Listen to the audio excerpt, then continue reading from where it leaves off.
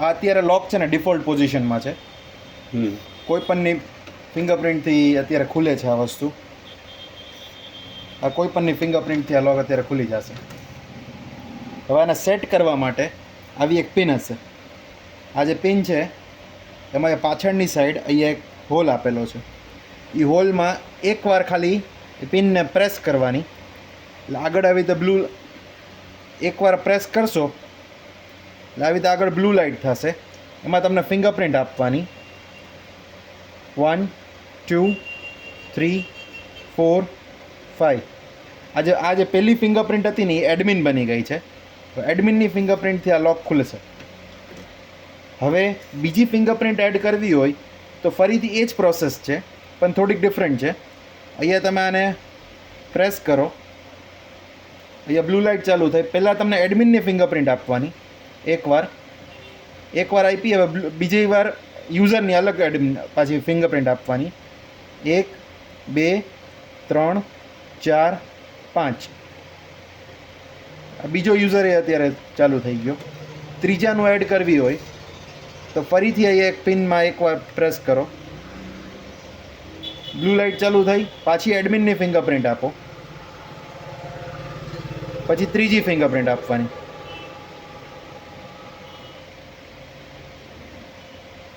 હવે આજે પહેલાં 3 બનેલા છે ને એ એડમિન હતા. હવે પહેલી, બીજી ને ત્રીજી ફિંગરપ્રિન્ટ એડમિન હશે. ચોથી ફિંગરપ્રિન્ટ છે ને પહેલી, બીજી ને ત્રીજી ફિંગરપ્રિન્ટ કોઈ પણને એડ કરી શકશે. ચોથી ફિંગરપ્રિન્ટ કોઈને એડ નહીં કરી શકે. એટલે આપણે ફરીથી એક ચોથો યુઝર બનાવીએ.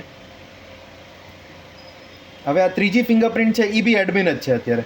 એને અત્યારે એક્સેસ આપ્યું અને ચોથી ફિંગરપ્રિન્ટ આપણે અત્યારે સેટ કરી છે. 4 ફિંગરપ્રિન્ટ અત્યારે સેટ થઈ ગઈ. આવી રીતે યુઝર સેટ કરવાનો. હવે રીસેટ કરવું હોય ગમે ત્યારે તો રીસેટ કરવા માટે આને અહીંયાથી ખાલી પ્રેસ કરી રાખો, અંદર પ્રેસ કરી રાખવાનું 5 સેકન્ડ સુધી.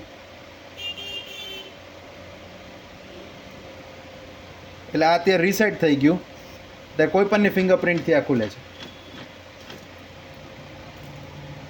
કીથી યુઝ કરવું હોય તો અહીંયાથી કીથી યુઝ કરી શકો છો. ઇમરજન્સી પાવર સપ્લાય માટે અહીંયાથી યુઝ કરી શકો છો. હવે તમને પેસેજ મોડમાં કરવું છે, એટલે કોઈ પણની આ ખુલ્લું ને ખુલ્લું જ રહેવું જોઈએ એવી રીતે કરવું છે.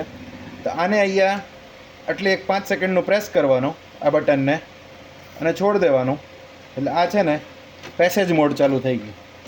બંધ કરવું છે એટલે પાછી એકવાર ફિંગરપ્રિન્ટ આપો તો સ્માર્ટ લોકમાં કન્વર્ટ થઈ ગયું છે.